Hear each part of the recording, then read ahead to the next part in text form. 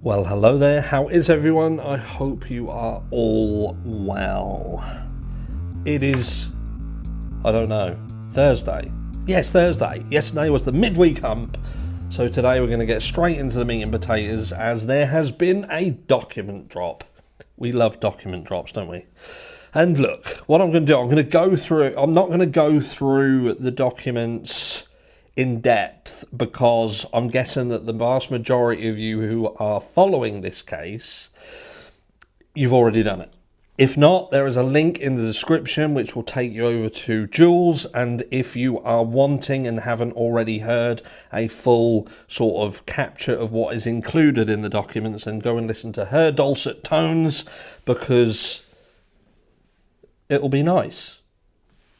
If, however, in the future you would like me to read through the documentation, please do let me know down below and I'll happily do them. I have documents in front of me and I can indeed go through them, but I don't want to be doing repetition where I don't have to. For your sake, not mine, I don't care.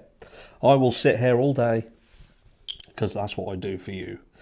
So look, there has been some documents that have come in, and to cut a long story short, things in my eyes are not looking good for the prosecution.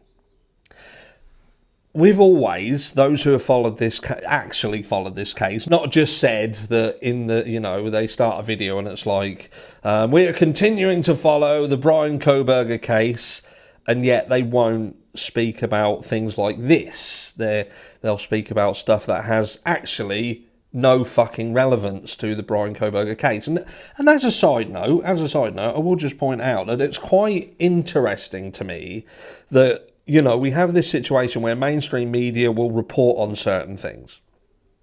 They claim that they're not biased. People say that they're not biased. You've got the likes of Jennifer Coffin Dodger. But things like what we're going to talk about today, when I eventually get round to it, they don't get spoken about. They don't talk about them. They will only talk about things that supports their overarching narrative. It's so abundantly clear that it's fucking laughable. Absolutely laughable. So what is going on? And I'll try and make this as simple as possible. So look, what we said and what I've said in a couple of other videos is that when Bryan Kohberger stood silent, he did that purposefully. And he did it to basically enable him to challenge the grand jury indictment, the process itself. He made it very clear that he understood why he was there, but he also made it very, very clear that he was not in agreement with why he was there. And he would be challenging the fact that he was there. And this is where things get, where people are going to start having to admit that things are not right on the peripheral and the things that we have questioned on the peripheral. Because this, what we're seeing here, this is a movement towards dismissal of this case. Now, whether people want to agree with it or not, and this is dangerous. This is dangerous. And at the end, I'm going to conclude out on why this entire situation is incredibly dangerous. So what they're basically saying, look, comes now Bryan C. Kohberger by and through his attorney, Ann C. Taylor, public defender, and hereby moves this court to stay all proceedings in this case pursuant to Idaho Code 2-213. Now, what is 2-213, I hear you say? And this is what I will read to you. So that is a stay of proceedings or quashing indictment for irregularity in selecting jury, evidence in support of motion, remedies exclusive, contents of records not to be disclosed, within 7 days after the moving party discovered or by the exercise of diligence could have discovered the grounds therefore, and in any event before the trial jury is sworn to try the case, a party may move to stay the proceedings, and in a criminal case to quash the indictment or for other appropriate relief on the ground of substantial failure to comply with this chapter in selecting the grand or trial jury. Upon motion filed under subsection 1 of this section containing a sworn statement of facts, which, if true, would constitute a substantial failure to comply with this chapter, the moving party is entitled to present, in support of the motion, the testimony of the jury commissioner or the clerk, any relevant records and papers not public or otherwise available, used by the jury commissioner or the clerk, and any other relevant records, if the court determines that in selecting either a grand jury or trial jury there has been a substantial failure to comply with this chapter. The court shall stay the proceedings pending the selection of the jury in conformity with this chapter, quash the indictment, or grant other appropriate relief. The procedures prescribed by this section are the exclusive means by which a person accused of a crime in the state or a party in a civil case may challenge a jury on the ground that the jury was not selected in conformity with this chapter. The contents of any records or papers used by the jury commissioner or the clerk in connection with the selection process are not made public under section 2-206 Idaho Code shall not be disclosed, except in connection with the preparation or presentation of a motion under subsection 1 of this section. The parties in a pendency of a motion under subsection 1 of this section. And then there's a load of numbers. What the fuck does all that mean, I hear you say? So let's just break this down simply. So what Bryan Kohberger is doing, he is challenging the grand jury process in its entirety.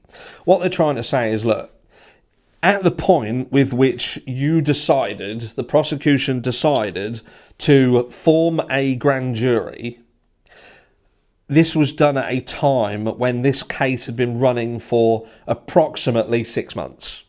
Now, the grand jury components, the people within it, would have been local to the area. They would have been from the state when people were at the height of a lot of the stuff that was being put out in the press. And a lot of that was bias as well.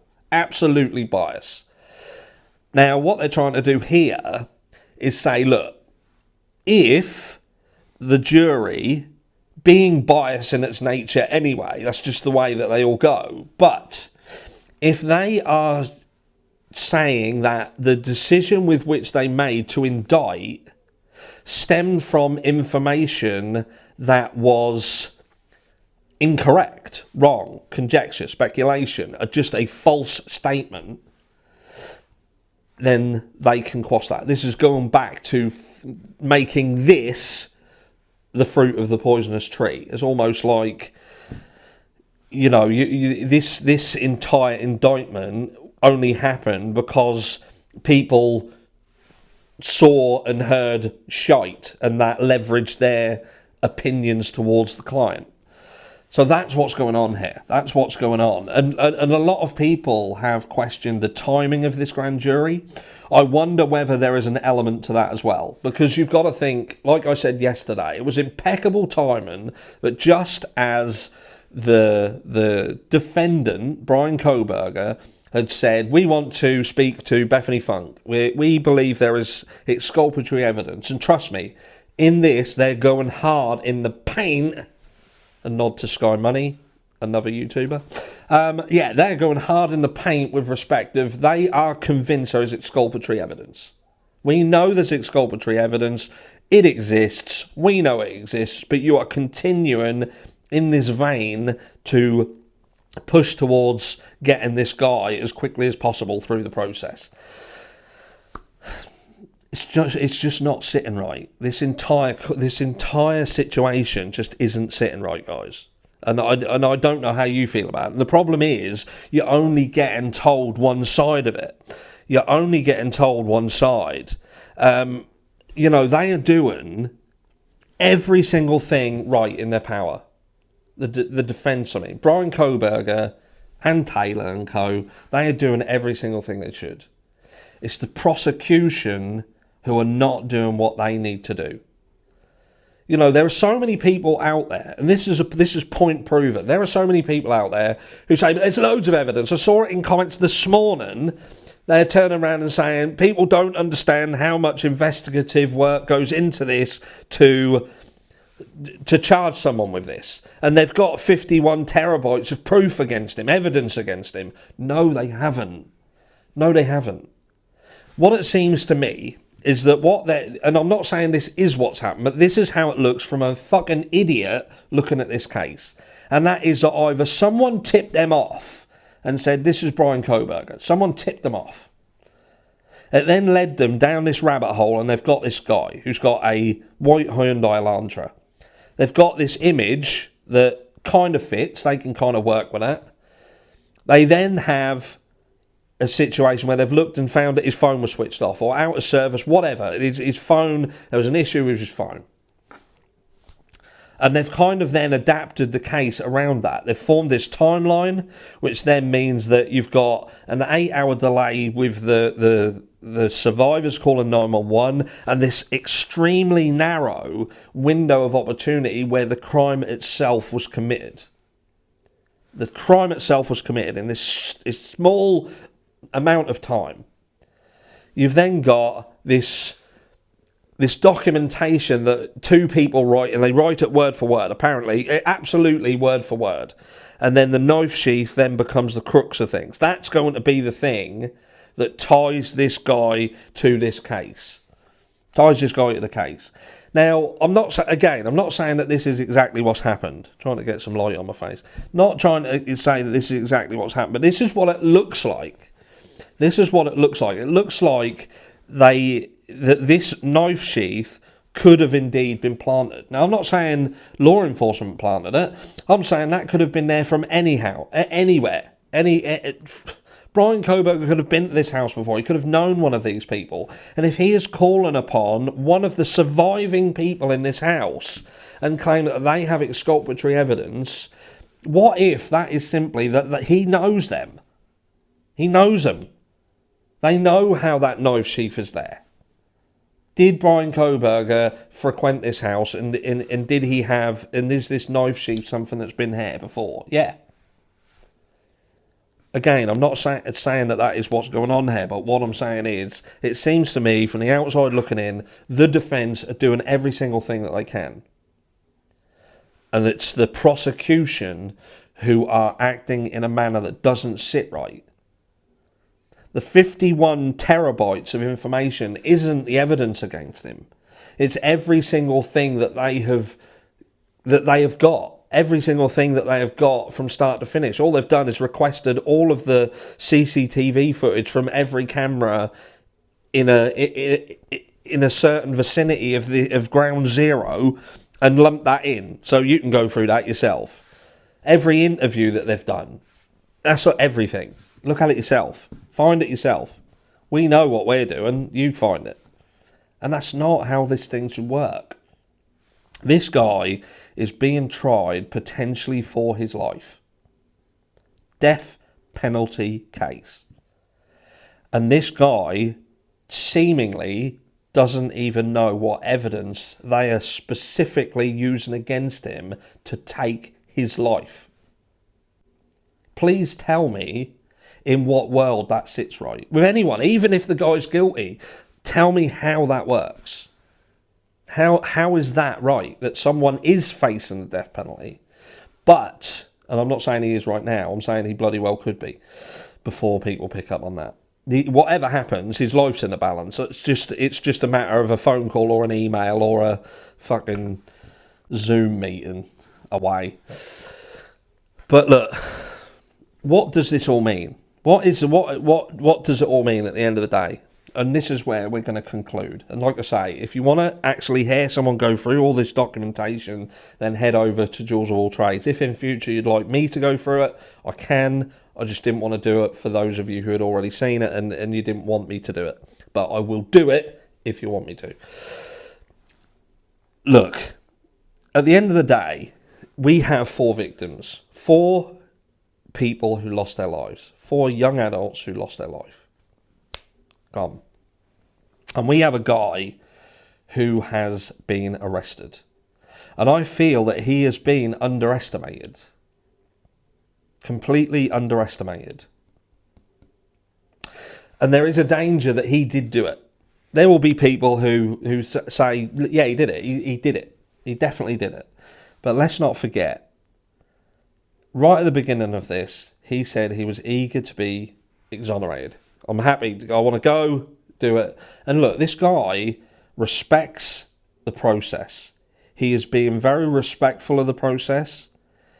But the guy looks confident as fuck. He's the most confident person I've ever seen in the position that he's in. And to have that, you know, that confidence, that look of confidence. And I know there's a fine line between confidence and arrogance, but there does come a point, even with the most hardest criminals, that confidence starts to fade away. But it ain't seemingly fading away with him. In fact, as time progresses, he is getting more confident. And he knows what he's doing. And the danger is he did it. And he's going to get off on a technicality. He's going to get off because he knows damn well they ain't doing their job properly. You got to think, the only person who knows how this was done will be the person who did it.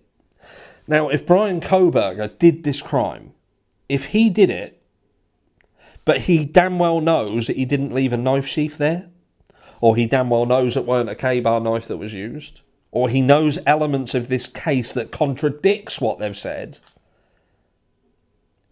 then that's a dangerous position for him to be in. And I'm not saying the guy's guilty, I'm not saying the guy's innocent, but what I'm saying is he is confident for someone who's staring down the barrel of a gun. And the prosecution at the moment are pushing this entire case towards a dismissal. And my final note on it is this. I think I just said the other one was my final note. But look, at the end of the day, if he did it and he gets off, there's a killer out. If he didn't do it, there's a killer out somewhere. And so these families are not going to get justice. If Bryan didn't do it, there will be people now that forever think that he did. And Idaho wins. Because they can just say, well, he got off on a technicality. We got the right person, but he got off on a technicality. The guy's smart, he played the system, and that's going to feed further into Idaho walking away from this scot-free.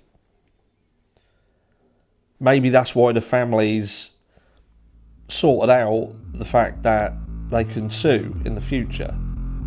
Perhaps they saw this coming, or perhaps their representation saw it coming a mile off. But let me know down below, how is this going to end? Are we even going to get to see this go to trial? Or has the system been played and Bryan Kohberger is indeed going to be exonerated? I'll catch you all in the next one.